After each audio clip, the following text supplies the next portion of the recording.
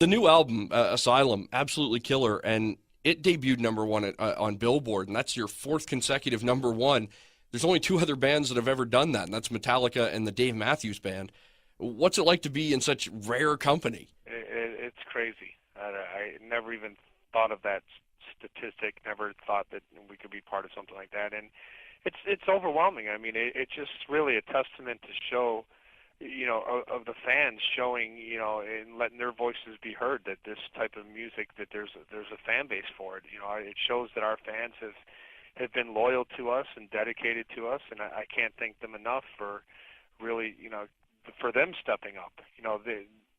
We're going to do the best we can each time to deliver the best album and body of work that we can, and we're not going to shortchange them. And they sit there patiently waiting for it, and when it comes out, they step up to the plate. So I mean, I really got to thank the fans for the ones that are making that milestone with us. For those that didn't see Disturbed the last time they were in town, you go in this time because it is you feel it from you guys on the stage, and it doesn't matter where you're sitting in the building, you can feel the energy that you guys put off. All right. Well, thank you. I'm glad that you feel that and you notice that, and it just really brings me back to when I was a kid in the crowd seeing my favorite bands, and I don't want to just see a band up there just playing their songs and going through the motions. I want to feel that that they're into it and that I'm part of it and they're part of it, and having that interaction within each other. And I know the importance of that. I remember looking up on stage at some of my favorite bands and feeling that you had a connection. You make eye contact with your favorite rock star, and you had that moment of just feeling like you connected. And that's such an important thing for us to. I'm always looking out in the crowd, just trying to make that eye contact. I want to see how our music is touching them and how it affects them, and that those memories will last a lifetime. And with all that, on top of the personal connections, I've also read that this is one of the biggest productions as far as the stage work has gone that you guys have had. Yeah, we're very excited about, for the first time, being able to bring this kind of production into Canada. A majority of the time it's been here in the U.S.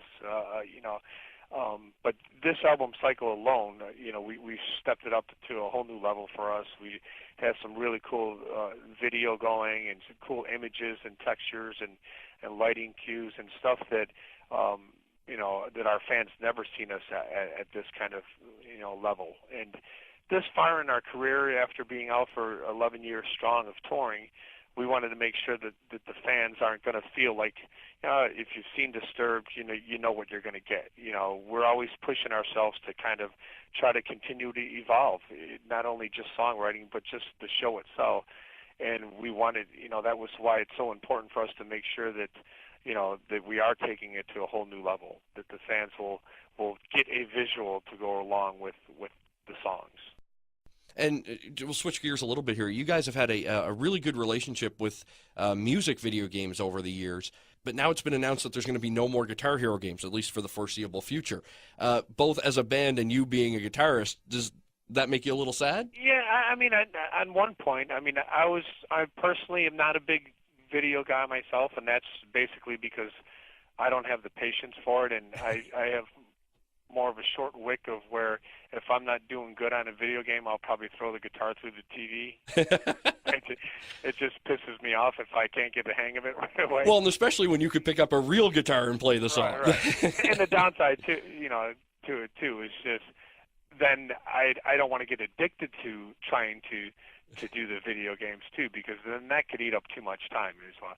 It's good for some people, but I'm glad that the good thing about things like Guitar Hero and Rock Band is that introduced a lot of people to music they probably weren't familiar with, and certain bands they weren't familiar with. So it kind of blew me away that there were still some people that could say, yeah, the first time I heard of Disturbed was through Guitar Hero, and so it was good to know that our music was being introduced to people that weren't familiar with it before. So in that sense, it's sad that it's going away there.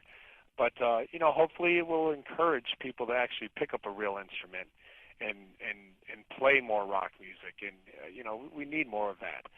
And when you talk about that next wave or up and comers, you guys play a lot of festival type tours, whether it's on this side of the pond or you play the festival shows like Download and that over in Europe. and you get to see a lot of young bands on those.